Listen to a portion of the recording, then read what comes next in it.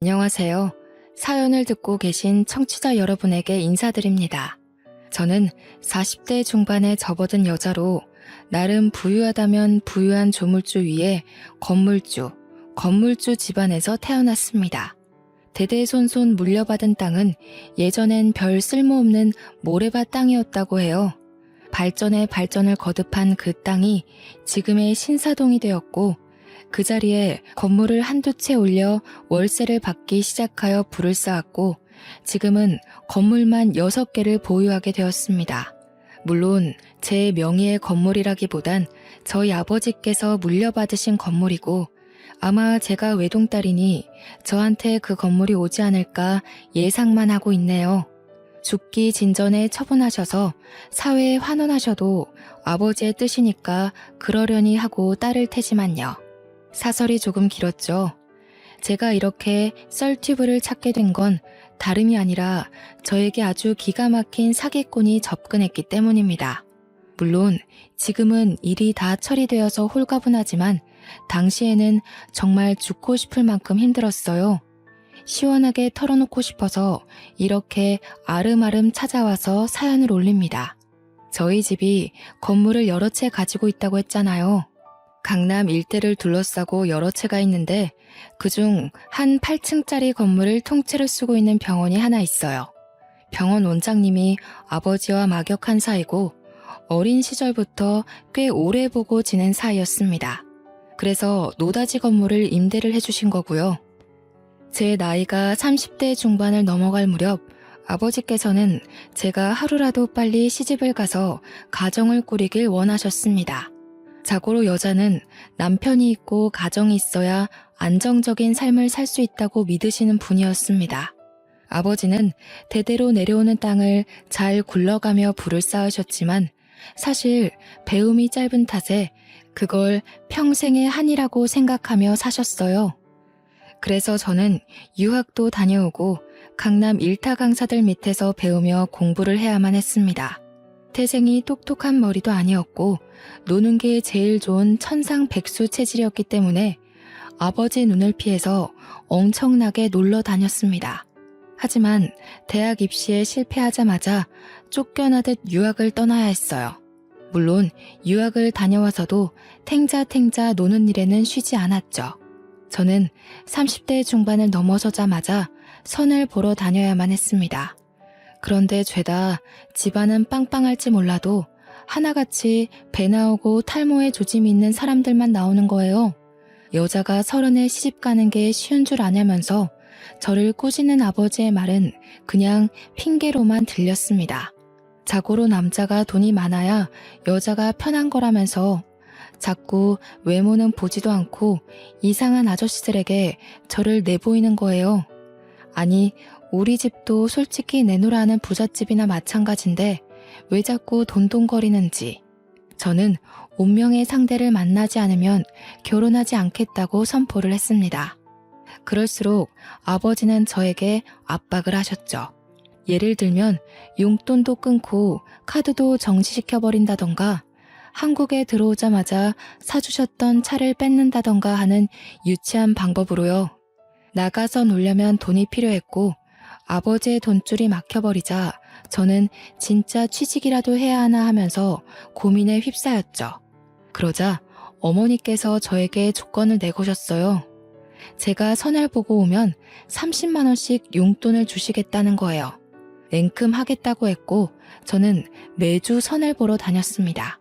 선자리에서 운명을 만날 확률이 얼마나 된다고 생각하세요? 저는 0.001%의 확률도 안 된다고 생각하거든요. 그날도 그냥 30만 원 벌자고 선자리에 나가서 시간을 때울 준비를 하고 있었습니다. 유학 생활을 같이 했던 친구들과 만나서 놀기로 했기 때문에 메이크업도 의상도 완벽하게 준비해서 나갔죠. 그런데 선자리에 나온 사람이 제가 생각한 대머리나 배 나온 아저씨가 아니라 멀끔한 동년배 남자였습니다. 저는 여태 썩은 과일들만 보다가 싱싱한 과일을 보니 눈이 돌아간 사람처럼 그 자리에 몰두하게 되었어요. 남자는 우리 아버지가 세를 내어준 병원에서 일을 하는 의사였습니다. 중매쟁이를 통해서 만나게 된 인연치고는 얽힌 것들이 많은 사람이었고 대화도 꽤 잘 통했습니다. 서로 가치관도 잘 맞는 것 같았고 사람이 매너도 있고 유머도 있더라고요. 저는 단박에 그 사람에게 빠져들게 되었고 친구들과의 약속도 잊은 채 밥도 먹고 커피도 마시게 되었죠. 어차피 해야 할 결혼이라면 한 살이라도 젊고 멀끔한 남자와 해야 하는 게 맞지 않겠어요? 선자리를 통해 알게 된 사람이기에 조건도 따질 필요가 없겠다고 생각을 했던 거였죠. 그래서 3번 딱 더 만나보고 집에 통보를 했습니다. 지금 만나는 사람과 결혼을 하겠다고 말이죠. 당연히 의사라는 직업이 우리 아버지를 사로잡았고 어머니께서도 쏙 마음에 들어 하셨습니다. 상견례를 하고 식장을 잡고 웨딩 촬영을 하는 데에도 아무런 문제가 없었습니다. 단지 결혼식장에서 일어난 작은 소란만 빼고요. 신부 대기실에서 잔뜩 긴장한 채 입장만 기다리고 있는데 친구들이 바깥에 작은 소란이 생겼다는 거예요. 너무나도 궁금해서 몰래 나가보니 시부모가 웬 여자랑 이야기를 하고 있더라고요. 뭔가 복잡해 보이긴 했지만 큰 소란은 아니었던 터라 궁금하기만 했죠. 하지만 그 여자는 금방 돌아갔고 결혼식은 시작이 되었습니다. 저는 모든 일정이 끝난 뒤 시모에게 물어보았어요. 아까 결혼식장에 찾아왔던 그 여자는 누구냐고요. 시모가 흠칫하더니 봤냐고 속이 시끄러워서 비밀로 하려고 했는데 솔직하게 털어놓는다면서 먼 친척이라고 하더라고요. 친척이면 축하해주러 온 거 아니냐. 왜 금방 갔냐고 하니까 사실 시모가 그 집에 돈을 빌린 적이 있었대요. 5천만 원 정도를 빌렸었는데 남편 의대 보내느라 어쩔 수 없이 진 빚이었다고. 근데 아직 남편이 일을 시작한 지 얼마 안 되어서 못 갚았다고요. 그 사정을 듣고 났는데 제가 어떻게 모른 척을 할 수 있겠어요. 그래서 부모님께 바로 말씀을 드렸죠. 그러니 아버지께서도 경사가 있는 날 그림자가 지면 안 된다고 시모에게 바로 5천만 원을 갚아주시겠다고 했어요. 시모는 눈물을 글썽거리면서 이렇게 좋은 사돈이 있어서 행복하다고 앞으로 사위 많이 아껴달라면서 인사를 하더라고요. 아버지는 통 크게 예단비 추가로 드린 거라 생각하면 된다고 의사 사위 생겨서 좋다고 덕담을 아끼지 않았습니다. 그렇게 작게 일어난 소란은 소리 소문 없이 조용해졌습니다. 남편이 저보다 3살이 많았거든요. 저는 36살이고 남편은 39살이라 그런지 이상하게도 아이가 바로 찾아오질 않았어요. 피임을 따로 하지 않았음에도 불구하고 아이가 바로 생기지 않으니 저희 집에서 보약이며 병원이며 막 끌고 다니기 시작했어요. 저는 결혼한 지 이제 고작 3개월밖에 되지 않았는데 신혼을 좀 즐기면 안 되겠냐고 했지만 아버지께서는 더 늙어서 아이를 가지면 위험하다는 입장을 고수하셨습니다. 결국 병원에 가서 난임 검사를 받게 되었고 나이가 있기 때문에 시험관을 해보는 게 어떠냐는 권유를 받게 되었습니다. 정부에서 지원도 나오고 생각보다 시험관 시술을 하는 사람들이 많다고 하더라고요. 그래서 냉큼 알겠다 하고 시험관을 2번 정도 시도를 했는데 와, 저는 그게 그렇게 아픈 건지 몰랐어요. 때가 되면 주사를 맞고 난자도 채취하고 너무 배가 땡기고 아파서 겁부터 나더라고요. 그래서 딱 2번 시도하고 그냥 애가 생기지 않으면 애 키우지 말자 선언을 해버렸죠. 남편도 저의 계획에 당연히 동의를 해주었습니다. 그런데 시간이 흐를수록 시험관을 더 시도해서라도 아이를 가져야 하는 걸까 고민이 들기 시작했어요. 아버지께서 하루라도 빨리 결혼을 시켜서 애부터 보게 했어야 하는 건데 하시고 어머니는 계속 저한테 언제 병원 가냐고 물어보시고 시부모도 내색은 안 하지만 하루빨리 손주 키우는 재미를 보고 싶다고 하시고 은근히 남편도 아이를 보면 눈을 잘 못 떼더라고요. 그래서 시험관을 더 시도해보자고 하긴 했는데 그 아픔이 너무 싫은 거예요. 제가 계속 갈팡질팡하고 있으니 남편이 넌지시 저한테 묻더라고요. 아이를 입양해서 키우는 건 어떠냐고 물어보았어요. 처음에는 솔직히 말도 안 되는 소리라고 절대 싫다고 거절부터 했습니다. 남편은 저의 뜻을 존중한다면서 그 뒤로 말은 안 했지만 자꾸 저한테 입양 관련된 영상들을 보여주는 거예요. 막 인간극장 같은 데에서 입양할 하루 이런 거 나오면 틀어놓고 괜히 저보고 같이 보자고 하고, 유튜브 같은 데나 커뮤니티 같은 곳에 입양에 관련된 컨텐츠가 올라오면 저한테 링크를 보내서 같이 보자고 하고, 내 자식도 아닌데 어떻게 내 자식처럼 키울 수 있겠냐고 거절하던 저는 뽀얗고 귀여운, 하지만 부모에게 버려진 신생아들을 보면서 마음이 아파지기 시작했습니다. 점차 마음이 기울고 있었어요. 저희 집에도 은근히 이야기를 했는데 처음에는 절대로 안 된다고, 내 핏줄을 봐야 한다고 우기시던 부모님도 버려진 아이들 베이비박스 이런 영상들을 보시고는 마음이 좀 기우시더라고요. 저한테 좋은 입양기관은 알아봤냐고 넌지시 물어보시기도 하고요. 하지만 저의 마음이 정확하게 정해지지 않은 상태여서 저도 뜨뜨미지근하게 지내왔어요. 나의 인생에 꼭 아이가 필요할까 싶기도 하고, 입양을 했는데 아이가 저와 성향이 맞지 않으면 어떻게 하겠어요? 하지만 남편은 계속해서 저를 설득하기 시작했습니다. 차라리 대놓고 설득을 하면 반발심이라도 생겨서 절대 싫다고 말이라도 하겠는데, 은근히 불쌍한 아이들을 돕는 거다 라는 식으로 말을 하니까 매몰차게 거절도 못하겠더라고요.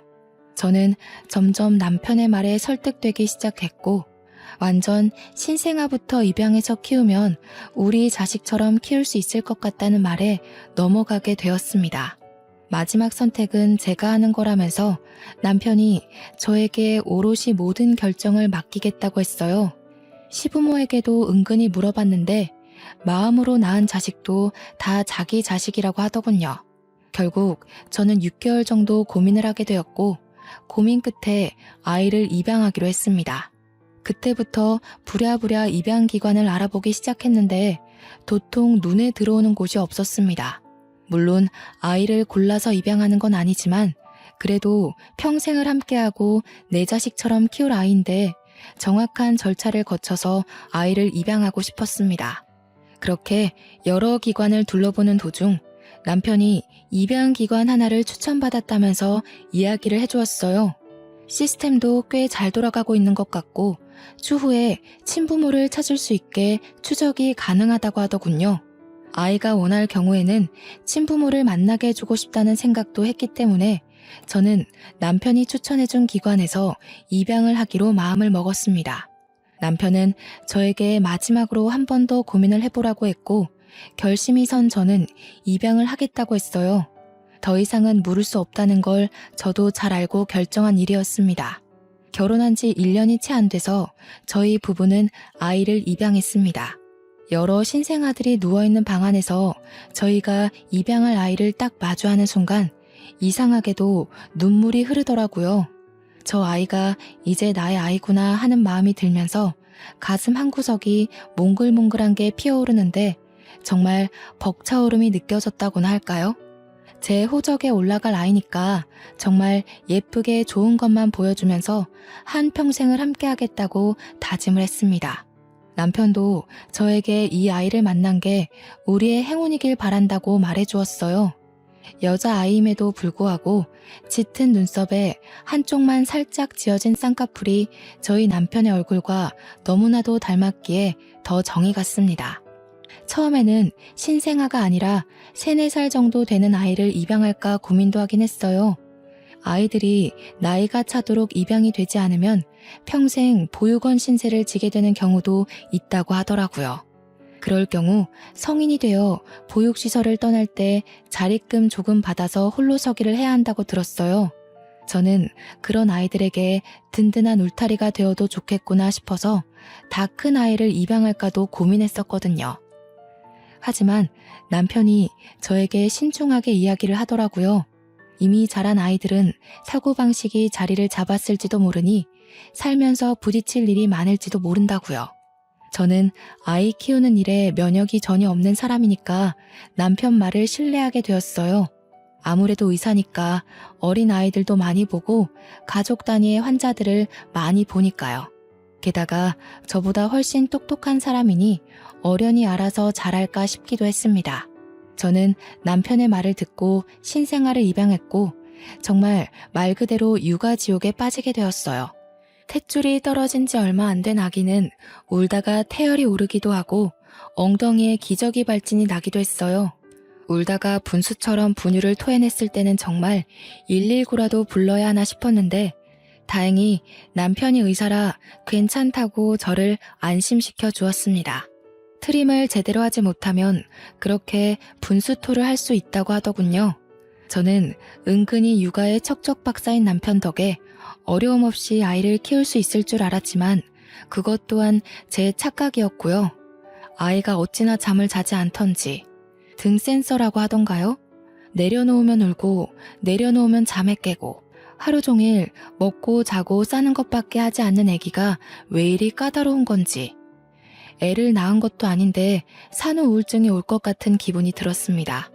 제가 너무 힘들어하니까 부모님께서 저에게 베이비시터를 구해주셨어요. 돈이야 넘쳐나니까 우리 딸 몸 축나지 않게 쉬엄쉬엄 육아하라는 깊은 뜻이었습니다.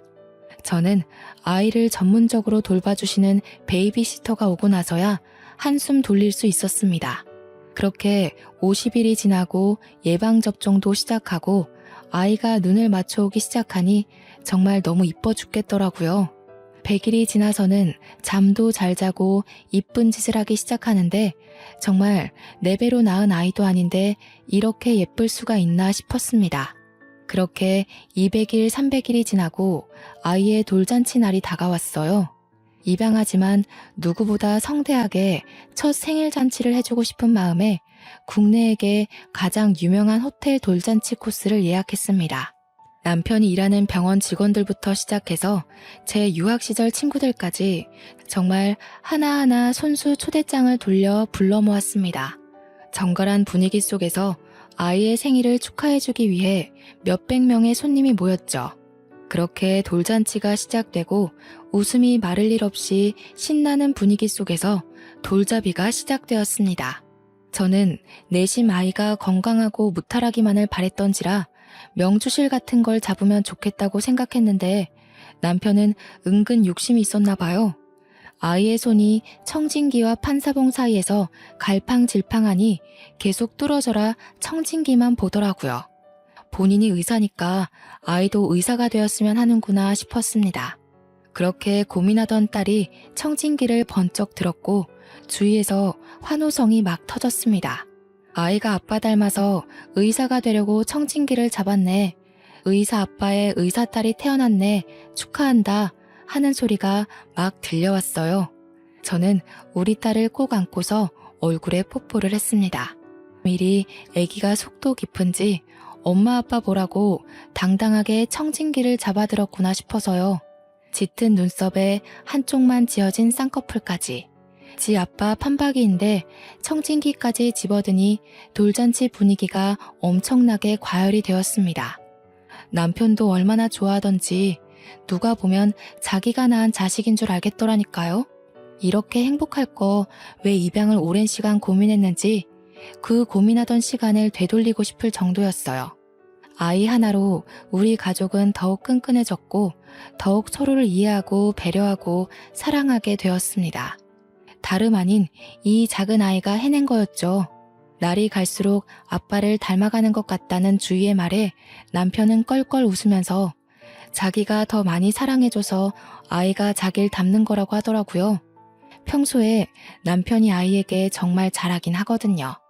퇴근하고 와서 피곤해도 꼭 아이와 눈을 맞추고 아직 말도 못 알아듣는 아기에게 하루 종일 있었던 일을 조잘조잘 떠들기도 하고요.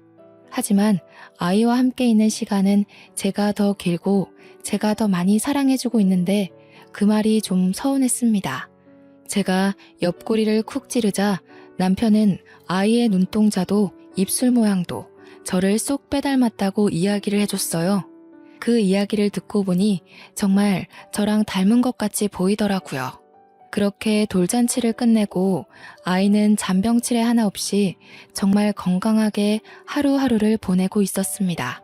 1년이 지나고 2년이 더 지나고 아이가 4살이 될 때까지 정말 예쁘게 컸습니다. 다른 아이들처럼 말을 듣지 않고 떼를 쓰거나 하는 일도 없이 정말 얌전하게 자랐어요. 밖에 나가서도 소란을 일으키지 않고 앉은 자리에서 우는 법이 없어서 주위에서도 칭찬이 자자했습니다. 오죽하면 다른 엄마들이 저에게 와서 교육의 비법이 뭐냐고 자기네 아이들은 밥 먹으라 하면 사방팔방 뛰어다녀서 곤란하다고 했어요. 그냥 우리 아이 성향이 그런 건데 싶었지만 그렇게 말해봐야 좋을 게 없을 것 같아서 밥상머리 교육을 따끔하게 하는 편이라고 둘러댔죠. 그런데 그뿐만이 아니라 우리 아이는 정말 남들에게 부러움을 많이 타는 아이였어요. 성심이 착한 것도 그렇고 번듯한 것도 그렇고 배려심까지 있어서 친구들이랑 놀면서 싸우는 법이 없었습니다. 우는 친구들을 달래주기도 하고 혼자 노는 친구에게 다가가 같이 놀기도 하고 정말 제 딸이지만 너무나도 완벽한 아이였죠. 어린이집 선생님이 오죽하면 한 번 환생한 게 틀림없다고 할 정도로 어른스러운 아이였습니다. 5살이 되었을 땐 한글까지 완벽하게 다 떼버려서 저와 남편이 얼마나 놀랐는지 몰라요. 가르쳐 준 적도 없고 학습지도 따로 시킨 적이 없는데 완벽하게 책을 읽더라니까요. 오죽하면 아버지께서 저에게 쏟아부었던 교육비를 손녀에게 쏟아부었어야 했다며 껄껄 웃으셨습니다. 집안에 천재가 나왔다고 시부모도 아이의 진로를 벌써부터 의사로 점찍어 두셨고요. 하지만 저는 우리 아이가 너무 빨리 성숙해지지 않기를 바랐어요. 저한테 어리광도 부리고 저 쇼핑하는 재미도 들었으면 했고요. 공부만이 인생의 전부가 아니라는 걸 알리고 싶었죠. 하지만 고작 5살짜리 아이에게 열심히 설명해봐야 뭘 알겠나 싶어서 좀 더 크기만 기다리고 있었습니다. 남편은 똑똑한 것까지 자기를 닮았다면서 무척이나 좋아했어요. 그 말에 기분이 나쁜 건 오로지 저 하나였죠. 저는 뭐 무식한가요? 남편에게 빈정상했다고 이야기하니까 또 웃으면서 달래주더라고요. 그런 뜻 아닌 거 알잖아 하는데 요즘 들어 딸만 챙기는 남편에게 심통이 나 있었거든요. 저한테 요즘 어린이집에서 별일 없지? 하길래 아무 일도 없다고 여전히 친구들이랑 잘 지내고 있다고 이야기를 해주었습니다. 남편도 요즘 유괴며 납치며 볼성사나운 일들이 많으니까 아이를 잘 지켜보자고 했어요. 안 그래도 유명한 성범죄자가 출소했다는 이야기를 뉴스에서 본 터라 걱정이 되긴 했었거든요. 그 뒤로는 남편 말대로 주의를 경계하며 아이가 하원하는데 꼬박꼬박 나갔습니다. 평소에 시터분께 맡기던 일들도 제가 나서서 하곤 했어요. 남편이 그렇게 말하니까 은근히 걱정도 되고 속 안에서 두려움이 생기더라고요. 거기다가 저희 집이 건물을 여러 채 가진 부자니까 그걸 아는 사람이 나쁜 마음을 먹을 수도 있잖아요. 그런데 이상하게 요 며칠 동안 아이를 하원시키면서 의문의 시선이 느껴지는 거예요. 누군가 저를 빤히 바라보고 있다는 느낌? 그래서 주위를 휙 둘러보면 아무도 없고 무서운 그런 느낌이랄까요? 귀신이 저를 쳐다보고 있으면 딱 이런 느낌이겠다 싶은 그런 거 있죠. 자꾸만 느껴지는 시선에 경우 없이라도 불러야 하나 싶었는데 남편이랑 같이 하원시킬 때는 또 그런 느낌이 들다 말고 남편은 저한테 요즘 범죄자가 많아서 예민한 거라고 그러다 스트레스 받는다고 조심하라고 했고요. 저도 너무 예민해지고 싶진 않았지만 우리 딸이 점점 미모가 물이 오르니까 걱정이 되더라고요. 도중 제가 너무 신경을 많이 쓴 건지 몸이 급격하게 안 좋아졌어요. 물론 나이가 40대를 넘어섰기에 그럴 수도 있겠구나 싶긴 했는데 약간 미열도 있고 도통 식욕도 없고 그러다가 빈혈기가 와서 휘청거리기도 하고요. 그 와중에도 자꾸 아이를 바라보는 듯한 시선이 느껴져서 제가 아파서 예민한 거구나 하고 생각을 하고 병원에 갔죠. 일단 빈혈 수치도 좀 봐야겠다 하셔서 피를 뽑아서 검사를 하는데 의사가 막 달려오더라고요. 저희 남편이랑 같이요. 남편이 일하는 병원이니까 그럴 수 있지 싶었는데 남편 얼굴이 진짜 환희에 찬 얼굴이었어요. 무슨 일이지 싶어서 물어보니까 동료 의사가 저한테 대뜸 축하한다는 거예요. 축하합니다, 재수씨. 임신이에요, 임신.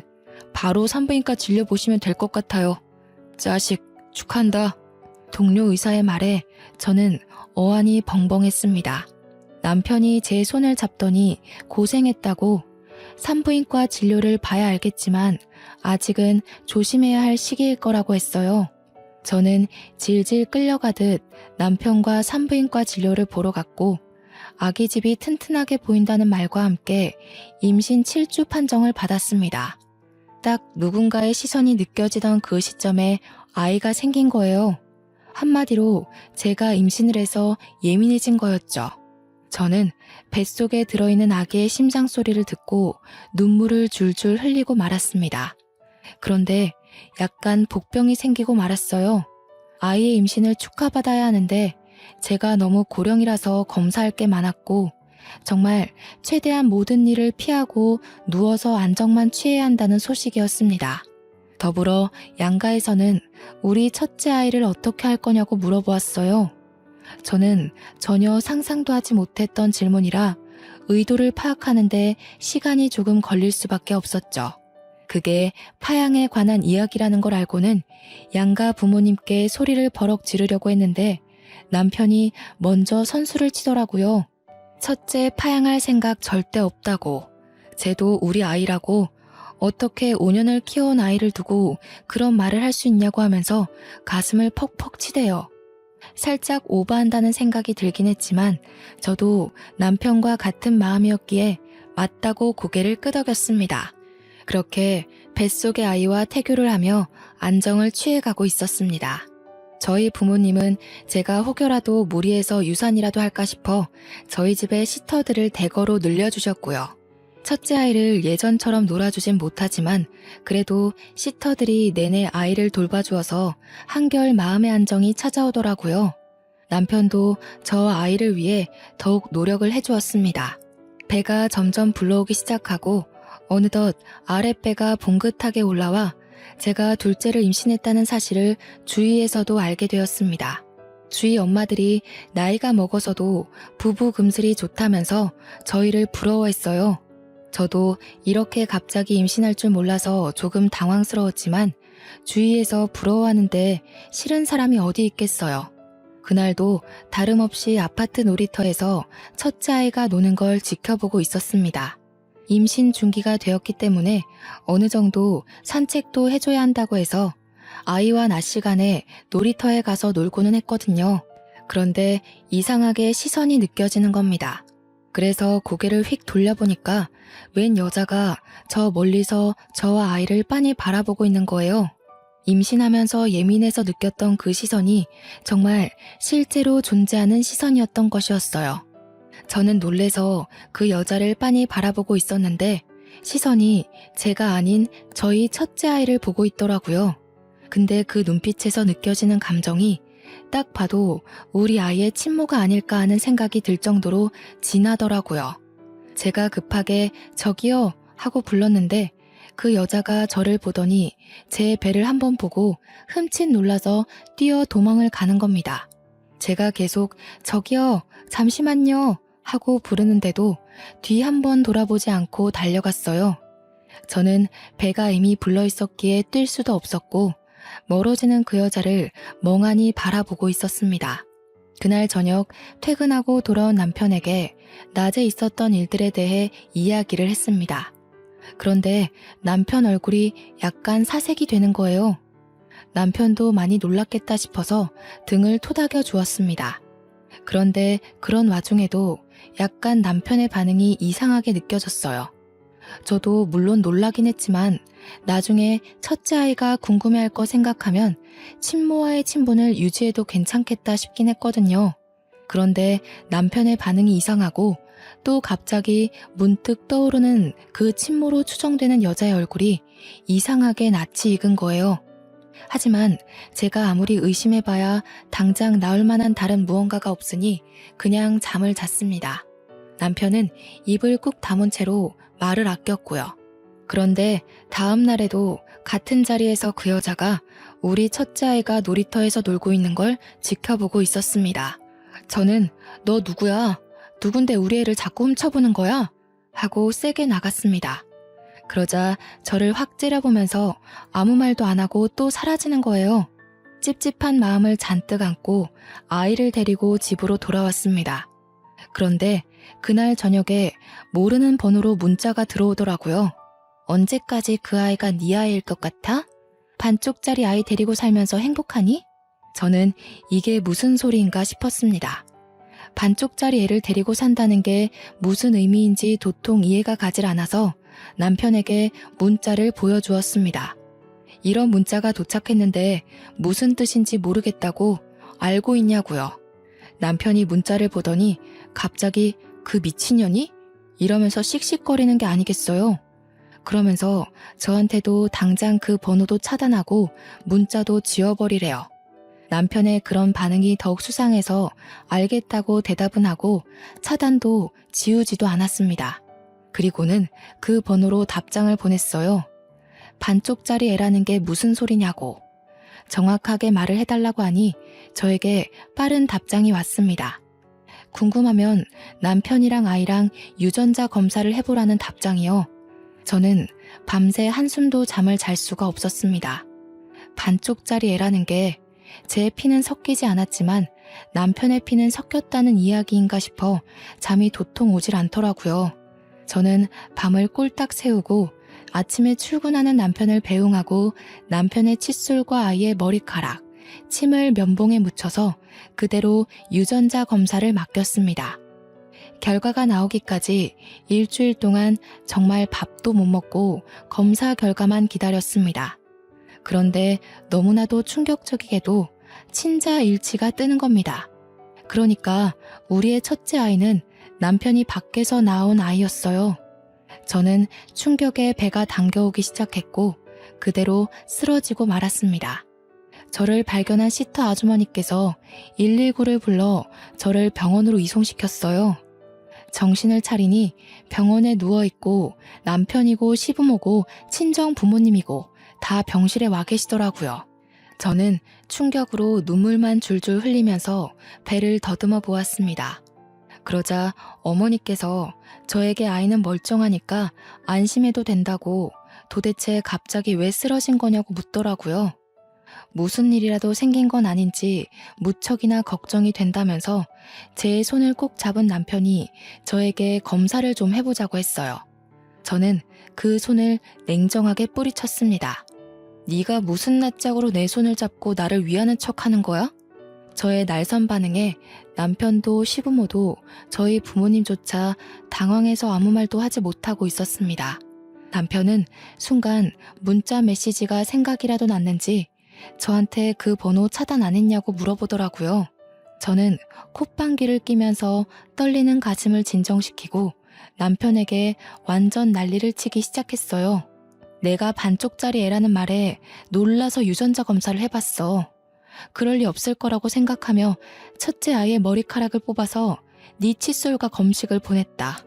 그런데 글쎄 친자 일치가 뜰 줄이야. 내가 상상이라도 했겠어. 저희 부모님은 경악하시면서 이게 다 무슨 소리냐고 소란을 떠셨어요. 시부모도 남편도 사색이 되어 아무 말도 못하고 있더라고요. 그 순간 알게 되었죠. 남편도 시부모도 첫째 아이가 남편의 친자인 걸 알고 있었던 게 틀림없구나 하는 사실을요. 첫째 아이 입양한 게 남편 친자식이었다고요. 그 여자 데려와. 멀리서 우리 애 지켜보던 그 여자 당장 내 눈앞에 데려오라고. 그랬더니 시부모가 갑자기 막 저를 미친 사람 취급하면서 정신이 나간 것 같다고 임신하더니 어디 약물 부작용이라도 난 거 아니네요. 딱 잡아떼면서 제 망상이라고 하는 게 아니겠어요? 저는 시터분에게 당장 연락해서 유전자 검사 용지를 병원으로 가져다 달라고 했습니다. 그러자 그제서야 날뛰던 시부모가 입을 싹 다물더라고요. 다들 적막한 분위기에 아무 말도 못하고 있는데 갑자기 그 여자의 얼굴이 번뜩 떠오르면서 한 가지 장면이 스쳐 지나가는 거예요. 예상이나 하시겠어요? 바로 결혼식 날 와서 소란을 일으켰다던 먼 친척, 그 여자의 얼굴이 아이를 바라보던 여자의 얼굴과 똑같은 거예요. 저는 순간 소름이 오소소 돋아서 생각나는 대로 막 뱉어내기 시작했습니다. 그 여자, 친모라는 여자, 우리 결혼식 때 왔었지? 어머님이 돈 빌렸다고 5천만 원 갚아야 한다던 그 여자가 친모 맞잖아.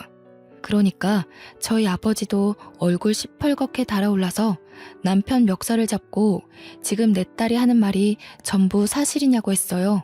시모는 멱살 잡힌 남편을 붙잡고 손 놓고 말하라고 애원을 하고 있고 시부는 딴청만 부리고 있었고요.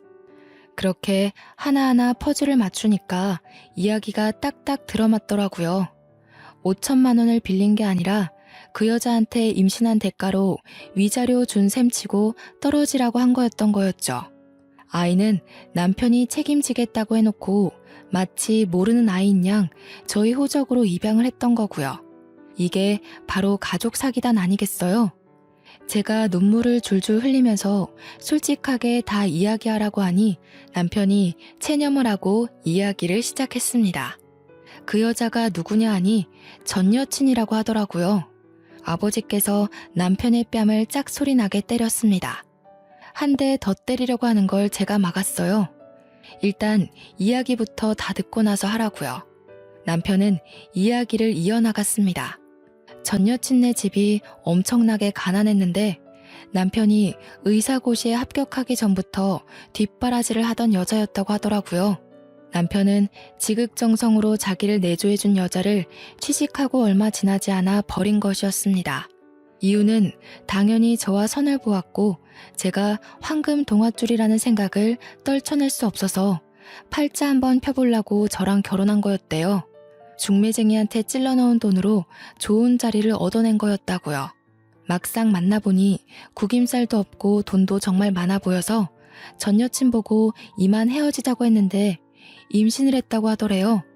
그래서 지우라고 하니 절대로 못 지운대서 그럼 낳고 나면 남편이 키우겠다고 했대요. 전 여자친구한테 가난하게 평생 살았는데 자식만큼은 부잣집에서 키우는 게 좋지 않겠냐고. 결국 우리 집에서 준 5천만 원을 결혼식장에 찾아온 전 여친에게 위자료라고 던지고 아이를 입양하게 된 거라고 했어요. 전 여친도 아이가 부잣집에서 편하게 살았으면 하는 마음에 입양을 보내놓고 제가 임신을 하니 친자식과 차별할까 싶어서 찾아온 거였대요. 근데 제가 첫째 아이와 너무 잘 지내고 행복해 보이니까 그 자리가 자기 자리였으면 하는 마음에 문자를 보낸 거였다고 하더라고요. 저한테 문자를 보내고 나서 남편이랑 연락을 했다고 하대요.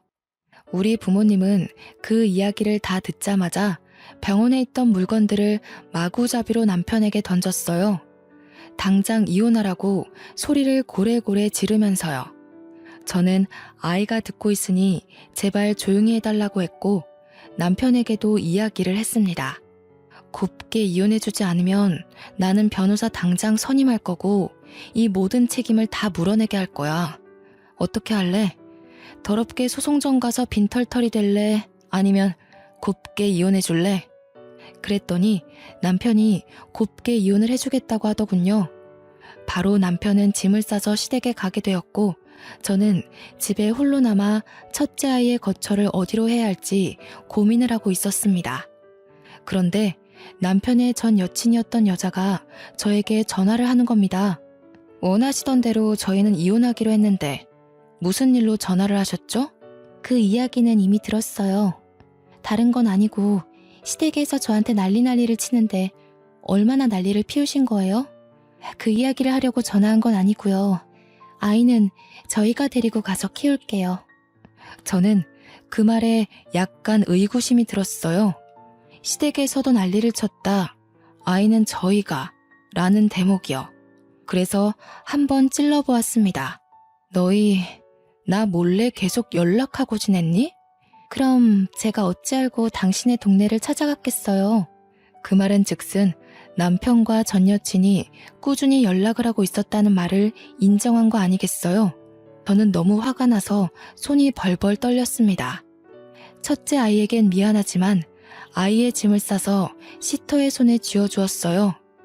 당장 시댁 앞에 애를 데려다 주고 오라고요. 저는 남편이 일하는 병원을 찾아가 원장실을 두드렸습니다. 원장 선생님은 저희 아버지의 오랜 벗이었기에 저는 모든 걸 다 털어놓았어요. 그랬더니 원장 선생님께서도 병실에서 난리가 났었다는 이야기를 들었다며 어떻게 하는 게 좋겠냐고 물어보시더라고요. 이미 아버지께서 찾아오셔서 제가 원하는 대로 해주라고 하셨대요. 저는 제 전남편을 잘라달라고 했어요. 그리고 그 어디에도 취직하지 못하게 막아달라고 부탁까지 드렸습니다. 전남편과는 협의 이혼을 진행하기로 했지만 저는 바로 변호사를 선임해서 소송을 걸었습니다. 그 집 식구들 비렁뱅이 근성 어디 안 갈 게 뻔하니 저한테 재산 분할이라도 요구할까 싶어서요. 당연히 제가 소송 건 걸 알자마자 재산 분할해달라고 난리를 치는 걸 저희 변호사님께서 다 처리를 해주셨습니다. 땡전 한 푼 못 받고 병원에서도 쫓겨나게 되었고요. 의료계 아름아름 원장님께서 소문까지 내주셨고 큰 병원에서는 남편을 취직시키지 않겠다고 했습니다. 저는 거기서 멈추지 않고 전국의 의료진들이 상주한다는 커뮤니티에서 글을 올려 남편의 파렴치한 행동을 알렸습니다. 결국 전 남편과 전 여친이 저를 찾아와 싹싹 빌었지만 저는 용서해주지 않았습니다. 나중에 그 여자가 저한테 너도 임신했으니 자기 맘 잘 알 거 아니냐고 하는데 화가 나서 뺨을 짝소리나게 쳐버렸어요. 그래도 키운 정이 있어서 첫째 아이한테 모든 걸 털어놓지 않았다는 걸 감사하게 여기고 살아. 너네 평생 죗값 치르며 살고 뱃속에 있는 내 아이 양육비나 잘 준비해둬. 저는 전 남편에게 양육비 청구 소송을 걸었고 이혼 당시에 책정된 양육비 150만 원을 매달 달라고 내용 증명을 보냈습니다.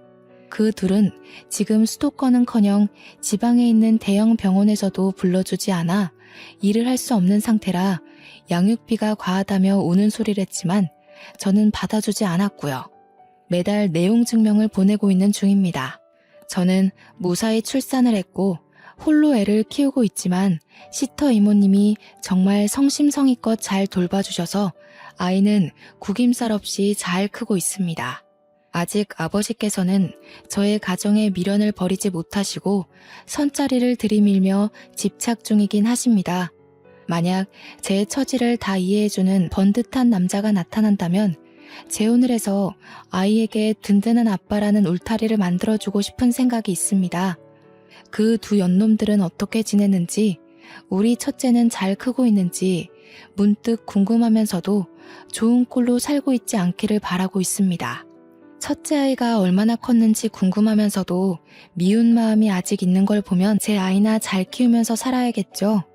여러분, 세상에 풍파가 얼마나 많습니까?